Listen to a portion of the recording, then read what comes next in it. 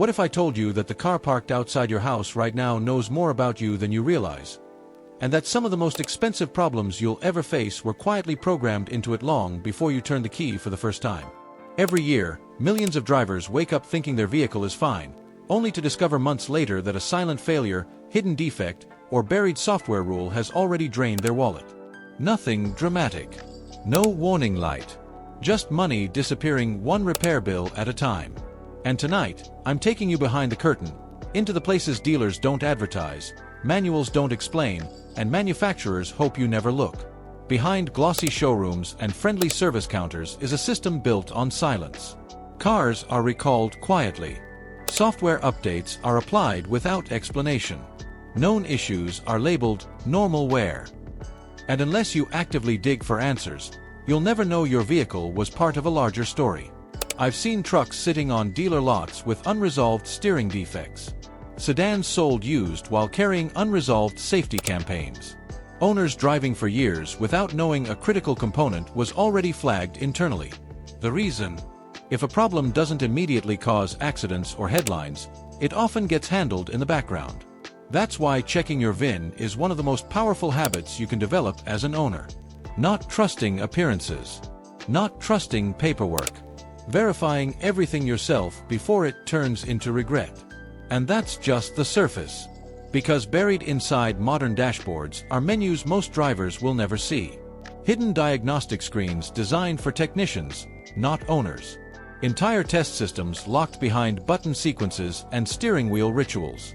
These menus can reveal sensor failures, electrical instability, early misfires, even module errors long before a warning light ever appears. I've watched owners pay hundreds for diagnostics that take minutes, simply because the information already existed, hidden in plain sight. The difference between guessing and knowing often comes down to access, not expertise. And once you realize how much your car is already telling you, you stop seeing dealerships as gatekeepers and start seeing them as translators, sometimes expensive ones. That realization gets even sharper when you understand how affordable modern diagnostic tools have become. The myth that only dealerships can communicate with your car's brain is exactly that, a myth. Small scanners, some costing less than a single hour of labor, can read live engine data, monitor transmission behavior, reset warning systems, and expose problems early enough to save thousands. I've personally watched a $50 scan identify an injector imbalance that a shop quoted as a multi-day teardown. Information changes power dynamics. And when owners stop fearing data, unnecessary repairs start disappearing. But sometimes, the danger isn't mechanical, it's intentional. Software has been used to shape reality itself.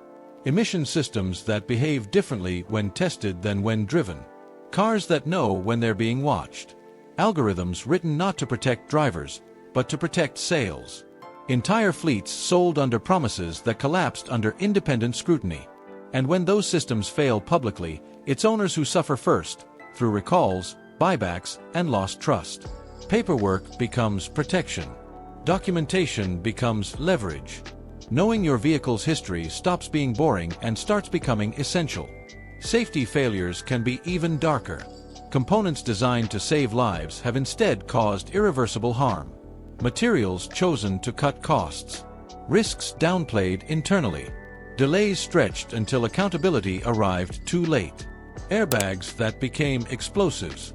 Parts quietly replaced only after years of exposure. And even today, some of those vehicles are still on the road. The lesson is uncomfortable but clear. Never assume someone else is protecting you. Verify recalls yourself. Follow up relentlessly. Safety isn't automatic, it's maintained. Then there's the language of convenience. Lifetime fluid. Maintenance free. Words designed to relax owners while systems slowly degrade. Fluids break down. Heat destroys additives. Metal sheds microscopic debris. Ignoring service because marketing told you to often leads to catastrophic failure right after coverage expires.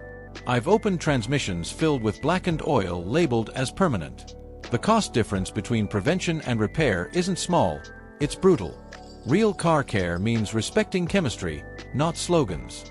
And sometimes, prevention really is shockingly simple. Fuel systems clog silently.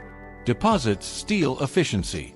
Small performance losses stack until the engine feels tired. Yet routine cleaning, done correctly, can restore smoothness and efficiency before a single part needs replacement. The tragedy is that these solutions exist quietly, while expensive diagnoses are sold loudly. The smartest maintenance isn't dramatic. It's boring, consistent, and effective. Manufacturers know knowledge changes behavior. That's why access to repair information has been restricted, copyrighted, and paywalled for years. Wiring diagrams, programming steps, torque specs, all treated like secrets instead of necessities. Because when owners and independent shops know exactly how something works, inflated labor disappears. The right to repair movement didn't start as politics. It started as frustration.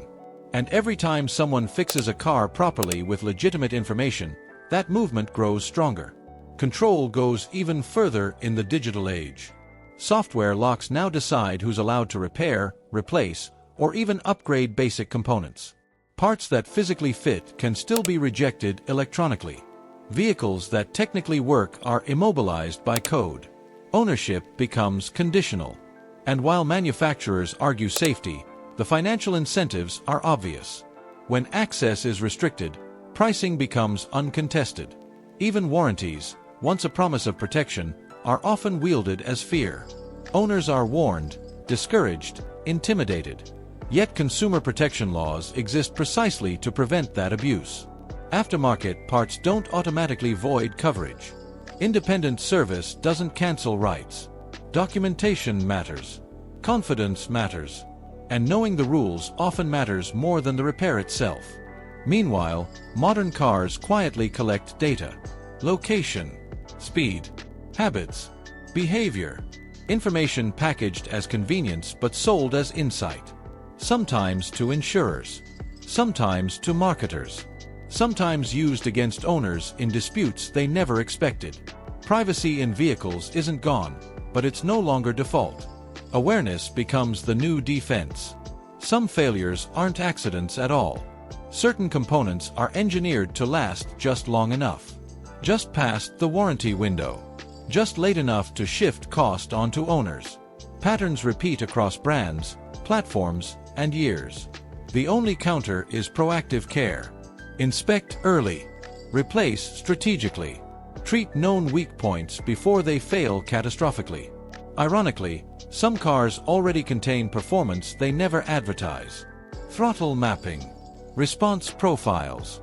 Drive modes hidden behind software layers. Features locked for emissions, liability, or marketing reasons. Unlocking them responsibly can transform a driving experience, but only with understanding. Because power without knowledge becomes risk. And finally, there's billing itself. The system that feels invisible but determines everything. Flat rate structures reward speed, not transparency. Jobs build longer than they take. Diagnostics priced by book, not reality. It's legal. It's common. And it's rarely explained. Asking questions changes outcomes. Comparing estimates changes behavior. Silence is expensive. Curiosity is not. This isn't about fear. It's about clarity. About treating car ownership as a skill, not a gamble. If this opened your eyes even a little, hit like so more drivers see it. Share this with someone who trusts repair bills too easily. Subscribe if you want more real-world car knowledge without the fluff. And drop a comment telling me which country you're watching from, because these stories are happening everywhere.